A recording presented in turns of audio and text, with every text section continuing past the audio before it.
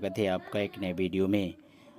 आरती और छोटू कुमार के कांड पर अक्षय कुमार का बड़ा बयान। जी हाँ दोस्तों, एक बड़ी खबर सामने आ गई है।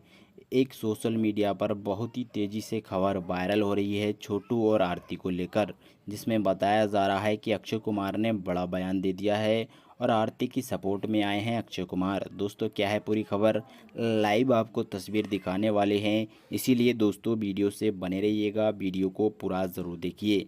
वीडियो में आगे बढ़ने से पहले आपसे एक छोटी सी रिक्वेस्ट है, रेड कलर के बटन को दबाकर सब्सक्राइब ज़रूर करिएगा और घंटी को भी ऑल पर सेलेक्ट करिए।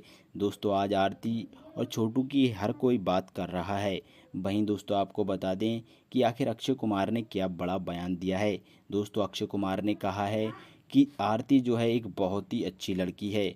जिस तरीके से उसने अपने परिजनों की और आज समाज की खूब डटकर सामना किया है और वो खुलकर बात कर रही है और कह रही है कि मुझे इंसाफ चाहिए, तो कोई ना कोई हम में से ही उसके साथ खड़ा हो और उसको इंसाफ दिलाए।